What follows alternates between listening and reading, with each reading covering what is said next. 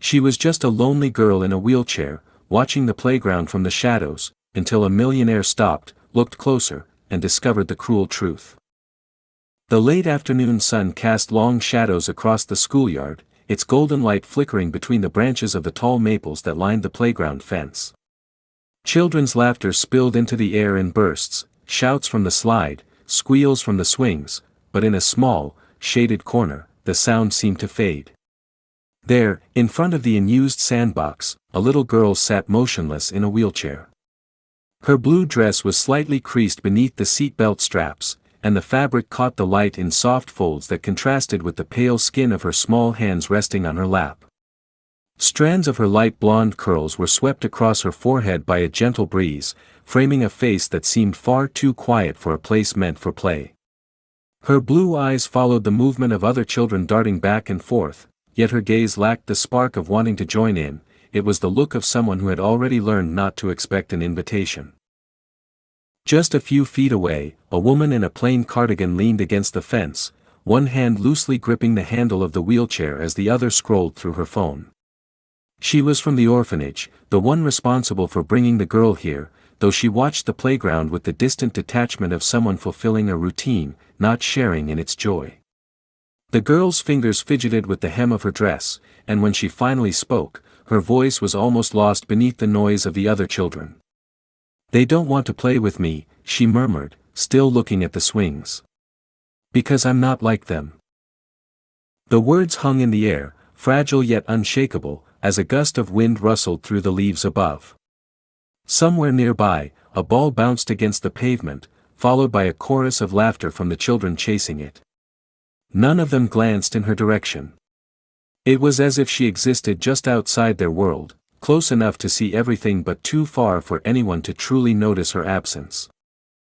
From the far side of the playground, the low rumble of a car door closing broke through the ambient noise of shouting children. A tall figure stepped into view, moving with the kind of purposeful stride that made people naturally turn their heads. The man's light gray suit caught the sunlight in clean lines, its sharp tailoring contrasting with the relaxed way he carried himself. His dark hair was neatly combed back, and his blue eyes moved slowly across the playground, scanning it as if absorbing every detail before deciding where to go. Some of the teachers and parents nearby recognized him immediately: Alex Winters, the CEO whose face had been in recent charity newsletters and business magazines. He was here to meet with a representative from a local foundation, but as his gaze drifted toward the shaded corner near the old sandbox, his plans shifted. He slowed when he saw her, a small girl in a wheelchair, separated from the center of play by more than just distance. There was something in her stillness that made the bustle of the playground feel sharper, as if the noise around her only deepened her quiet. He noticed how her eyes followed the other children with a look that wasn't quite longing anymore, but more like acceptance of being left out.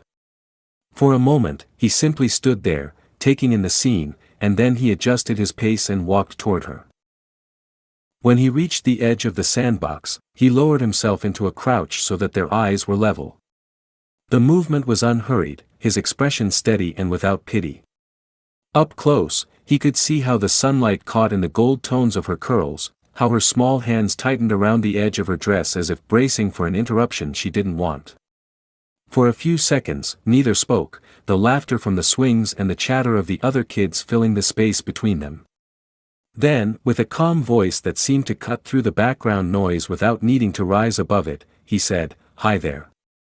My name's Alex. Mind if I sit here with you for a bit?" The question wasn't forced, and the weight of it seemed to surprise her. She glanced at him, hesitant, as though trying to decide whether he was just another adult passing through her corner of the world or someone who might actually stay. Emma hesitated at first, glancing down at her lap as though she could somehow hide behind the folds of her dress. But Alex didn't rush her, his posture relaxed, his hands resting loosely on his knees. After a long pause, she spoke in a voice so quiet that the wind almost carried it away. She told him that her parents had died in a car accident the previous year, the words coming out flat, as if she had repeated them too many times to feel them fully anymore. She explained that she had been in the car too, and while she had survived, the injuries had left her unable to walk. The hospital stay had been long, and afterward, there was no family to take her home. She had been moved to the orphanage, where days blurred together in the same pale walls and the same routines. Her gaze flicked toward the playground, and her voice faltered as she admitted she loved to draw and had once spent hours on the swings at her old house, pretending to fly. Now, the swings felt like something that belonged to another life. Children in the orphanage sometimes played with her indoors, but here, on the playground, they ran in groups, their games made for running feet and quick chases. "They think I'm boring," she said, her small shoulders lifting in a shrug that looked far too practiced. "And when they do talk to me, it's just to ask questions about my chair or why my legs don't work. They never stay to play." Alex listened without interrupting, his blue eyes steady on her as if her words were the only thing that mattered in that moment. The sounds of the playground seemed to fade into the background, leaving just the two of them in that shaded corner. He could see how the quiet around her wasn't just about being left alone, it was the weight of having learned to expect it. And in the way she kept her hands clasped tightly together, he recognized the same guardedness he had once felt himself, years ago, when an accident had nearly taken away his own ability to walk. That memory, long buried beneath layers of success and years of work, rose to the surface with an unexpected sharpness. He realized he wasn't just hearing her story, he was seeing its reflection in his own past, in the nights he had lain awake wondering if the rest of his life would be spent on the outside of everything that mattered. And as she spoke, he knew with absolute certainty that this was not a moment to pass by politely. It was one of those rare crossroads where someone else's loneliness collided with the exact kind of understanding that could change it. Alex stayed crouched beside her for a moment longer, letting her words settle between them before he spoke. When he finally did, his tone was calm but carried a certain weight, the kind that made it clear he was not offering empty comfort. He told her that when he was a boy, he too had faced something that changed the way people looked at him, a serious injury that left him in a hospital bed for months, doctors unsure if he would walk again. He remembered the way friends had stopped visiting, how classmates whispered, and how it had seemed as if his entire future had been rewritten without his permission. But what had made the difference was a single person who refused to see him as broken, someone who showed up day after day until he began to believe that maybe there was still a place for him in the world. Emma listened, her head tilted slightly, as though she wasn't used to hearing an adult talk to her in this way. He didn't soften the truth, and he didn't try to change the subject when it became uncomfortable. Instead, he looked her straight in the eyes, not with pity but with a quiet respect, as if she were capable of hearing everything he had to say. "Emma," he said, lowering his voice so that the noise of the playground faded behind his words, "I can't change what happened to you. But I can promise you something, if you'll let me, I'm going to try to make sure you never have to sit on the edge of the world watching it go by again." Her fingers loosened their grip on her dress, just slightly, as she studied him with cautious curiosity. He didn't push her for a response, he simply stayed there, keeping the promise in his eyes before he stood. Glancing toward the woman from the orphanage, he gave a polite nod, but there was already a plan forming in his mind, the kind of plan that would not wait for slow approval or endless discussion. As he walked away, the playground's noise swelled back into focus, but the quiet corner where Emma sat no longer felt invisible to him. Something had shifted, and he knew with absolute certainty that he wasn't done here, not until she could look at this place and see it as her own. The following morning, Alex walked into the orphanage with the same purposeful stride he'd had on the playground, only now there was a sharper focus in his eyes. The lobby smelled faintly of disinfectant and old carpet, the kind of scent that clings to a place that sees too much wear and not enough investment. The receptionist looked up from her desk, startled by his presence, and within minutes the director of the facility appeared, smoothing down his sweater as if trying to prepare for a meeting he hadn't scheduled. Alex didn't waste time with pleasantries. He explained that he had met Emma, that he understood she was a long-term resident, and that he wanted to know exactly what could be done to improve her daily life both here and outside these walls. As they walked through the hallways, he took in the details that most people might overlook: chipped paint along the doorframes, wheelchairs with worn-out grips, a small common room with games missing half their pieces. The director spoke cautiously, outlining the budget constraints, the lack of specialized equipment, and the difficulties of integrating children with mobility needs into the public playgrounds nearby. Alex listened, nodding, but his mind was already moving several steps ahead. By the time they returned to the office, he had his phone in hand, scrolling through a list of contacts he could call before the day was over. He proposed funding a complete renovation of the nearest playground to make it fully inclusive, with ramps, adaptive swings, and a soft surface ground covering so wheelchairs could move freely. He offered to cover the cost of a specialized outdoor wheelchair for Emma that would let her navigate play spaces without straining her arms. More than that, he insisted that she be among the first children to use the new facilities, so she could step, figuratively, into that space not as a guest, but as someone who belonged there. The director stared at him for a long moment, perhaps trying to gauge whether this was a burst of impulsive generosity or a commitment he truly meant to keep. But the certainty in Alex's tone left no room for doubt. Before leaving, he knelt beside Emma's chair in the common room, where she had been quietly coloring while the adults talked. "I told you I'd try to change something," he said, his voice low enough that only she could hear. "This is the first step." And for the first time since they had met, her mouth curved into a small but unmistakable smile, the kind that hinted at the possibility of believing him. Within days, word of Alex's plan began to ripple through the community, but not all of the reactions were welcoming. The first pushback came quietly, in the form of questions whispered in school hallways and at the edges of playground benches, but soon it grew into more pointed objections voiced at the next parent meeting. The gathering was held in the multipurpose room of the school, the kind of space with stackable chairs and the faint smell of gym mats stored in the corner. Parents lined up in folding seats while a few teachers lingered near the back, clearly anticipating a tense discussion. Maddie Clark, a well-dressed woman with an air of unshakable confidence, was one of the first to speak. She stood, her voice calm but edged with disapproval, saying that while it was generous of Mr. Winters to help, she worried that the project would take resources away from the majority of students. She suggested, in a tone meant to sound reasonable, that maybe a separate play area for children like Emma would be more practical. Across the room, another parent, Daniel Ross, chimed in with a sharper tone, arguing that their own kids shouldn't have to adjust their games just because someone else had limitations. The words landed heavily, echoing the same exclusion that Emma had quietly endured for months. Alex listened without interrupting, his hands folded loosely in front of him, but there was a stillness in his posture that drew attention even before he spoke. When he did, his voice was measured and steady, but there was an unmistakable conviction beneath it. He told them about his own childhood injury, about the isolation that came not from the physical pain but from the way people treated him afterward.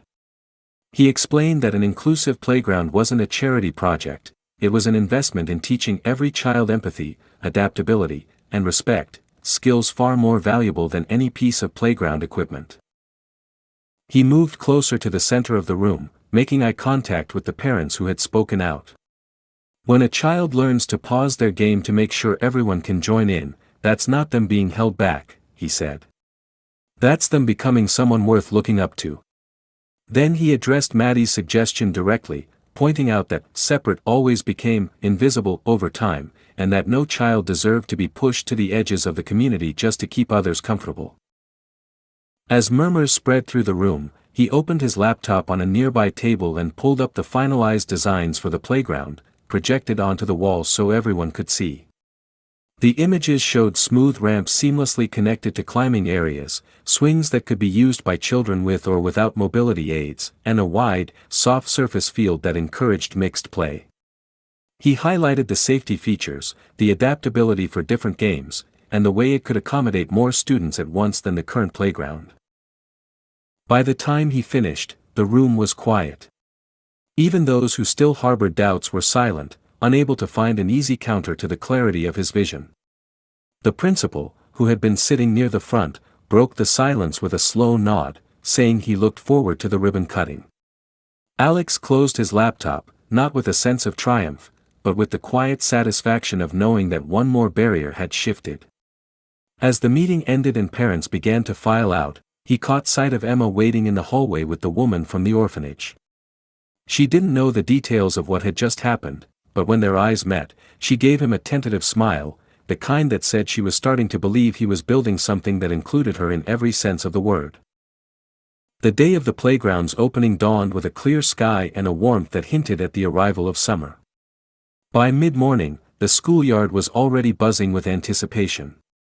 Teachers guided clusters of students toward the newly built area, while parents and community members gathered along the edges, their conversations overlapping in a low, excited hum. Bright ribbons stretched across the entrance to the playground, and the fresh scent of cut wood and newly poured rubberized flooring still lingered in the air. Every detail, from the smooth curves of the ramps to the vibrant colors of the adaptive swings, seemed to announce that this was a space built for everyone, without exception. Emma arrived in the company of the woman from the orphanage, her wheelchair rolling easily over the smooth new path that led from the parking lot to the playground gates. Her blue dress fluttered slightly in the breeze, and her curls caught the sunlight like threads of gold. At first, she seemed uncertain, her eyes darting to the clusters of children already exploring the new equipment. But as they saw her approach, a few broke off from their games and came closer, curious rather than wary. Alex, standing near the ribbon with a pair of scissors in hand, caught sight of her and felt an almost physical release of the tension he'd been carrying for weeks. He stepped forward, greeting her with a quiet, "I'm glad you're here," before turning back to the gathered crowd. When he spoke, his voice carried easily over the chatter, but he kept it warm rather than formal. He thanked the builders, the volunteers, and the teachers who had supported the vision, but he didn't linger on his own role. Instead, he told the story of how the project had begun, with a simple conversation by the old sandbox, and how it had grown into a community effort. "This playground isn't about what one person can do," he said. "It's about what happens when we decide no one should have to watch life from the sidelines." He glanced toward Emma as he said it, and though she ducked her head, there was the smallest smile on her lips. The ribbon was cut to a burst of applause, and the children surged forward, eager to test every ramp, swing, and climbing structure. For the first time, Emma didn't have to hesitate or wait for permission. A boy about her age ran up and asked if she wanted to race him down the gentle slope toward the swings. She laughed, truly laughed, and the two of them set off together, her wheels rolling smoothly over the soft surface. A group of girls nearby called for her to join their game, and she wheeled over without needing an adult to mediate the invitation. The sight drew murmurs from the crowd, not because of pity, but because it was so natural, so unforced, as though this had been the way things always were. Alex stood back, watching as the space filled with the kind of mingled laughter and shouting that marked a true playground, the divisions between able and disabled dissolving into nothing more than differences in how games were played. The woman from the orphanage, who had once looked on with quiet detachment, now had her phone raised, capturing video of Emma spinning slowly in the adaptive merry-go-round, her hair flying in the wind. The air felt lighter, as if the space itself had shed the weight of exclusion it once carried. As the morning gave way to afternoon, Alex walked a slow loop around the perimeter, noting small details, the easy way children helped one another onto equipment, the absence of hesitation in their interactions, the visible pride on the faces of parents who had once doubted the project.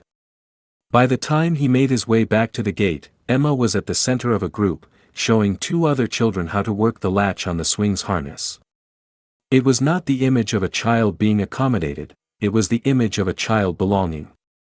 And in that moment, Alex knew the fight to make this place real had been worth every obstacle. By the time the last of the ribbon from the opening day had been swept away and the hum of the crowd replaced by the ordinary rhythm of school life, Alex found himself returning to the playground more often than he had expected. He would arrive in the afternoons, sometimes in a crisp suit fresh from a meeting, sometimes in rolled-up sleeves with no hint of formality, always carrying the same quiet intention, to see how the space lived when the cameras were gone.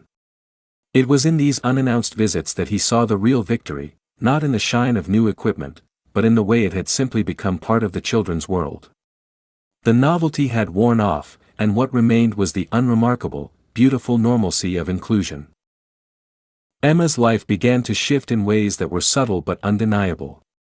The hesitant glances she used to give when someone invited her to join in were replaced with the easy assumption that she belonged there. The boy who had raced her to the swings on opening day became her regular teammate in playground games, and the girls who had once passed her by without a word now called her name across the yard, pulling her into their circles as naturally as if it had always been that way. At the orphanage, staff noticed her growing confidence, how she volunteered to help younger children with art projects, how she spoke up more during group activities. She was no longer the quiet child sitting at the edge of the room, she was a voice, a presence, a part of things. For Alex, the change was both personal and deeply grounding. He had built companies, negotiated deals worth millions, and sat at tables where the stakes were measured in markets and influence, but none of it had carried the same weight as the day Emma wheeled herself toward him, holding a crayon drawing of the two of them on the playground. In her drawing, the wheelchair was just another part of the scene, no more remarkable than the swings or the sky, and he realized that was exactly how it should be. That evening, he began the legal process to adopt her, knowing in his gut it was the next step in a story neither of them had planned but both had needed. The months that followed were filled with adjustments, learning each other's routines, building trust, and making a home together. Alex transformed a sunlit upstairs room into her space, filling it with books, art supplies, and a window seat where she could watch the neighborhood from above. He installed ramps and adaptive fixtures without ceremony, not as special accommodations but as seamless parts of the home they were building. Slowly, the walls Emma had built around herself began to come down, replaced by the security of knowing that this was her place, her life, her family. One night, long after she was supposed to be asleep, Emma rolled quietly into his study.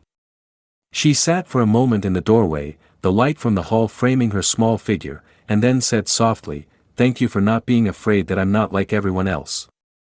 Alex set aside the papers on his desk and turned toward her, meeting her gaze with the same steady calm he had shown that first day. "Emma," he replied, "you are exactly who you're meant to be.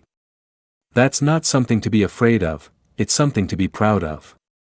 She smiled, and in that moment, the years ahead stretched out before them, not as a question mark but as a promise. And so, what began in a shaded corner of a playground became a new life neither could have foreseen. The playground itself continued to hum with laughter, its ramps and swings bearing the scuffs of daily use, and Emma's voice became one of many that filled the air. Sometimes, Alex would stand at the edge, watching as she played with her friends, and think of all the barriers, both visible and invisible, that had been dismantled to make this scene possible. It wasn't just about a piece of land with bright equipment, it was about the way a community could be reshaped when one person refused to let someone sit on the sidelines. And in that sense, the playground was never just a playground, it was proof that change, once set in motion, could keep growing long after the first ribbon was cut. For me, the ending of this story works because it's not framed as a fairy tale where a wealthy man swoops in and fixes someone's life. It's a slow, deliberate transformation where dignity and belonging are built piece by piece. The real victory isn't the playground itself, but the way it changes the social fabric around Emma. By the final chapter, she's no longer the girl in the wheelchair, she's simply Emma, with friends, a home, and a voice in her community. What makes it powerful is that the resolution feels earned. Alex doesn't just give her material things, he dismantles the invisible walls keeping her on the sidelines and shows others why those walls never should have been there. The shock of the ending is in how ordinary the change becomes. Inclusion stops being a special act and turns into the default way people behave. It leaves you thinking about how many small, ignored moments like the one by the sandbox could be turning points if someone chose to act. It's a reminder that the measure of real change is not in grand gestures but in what remains when the spotlight is gone.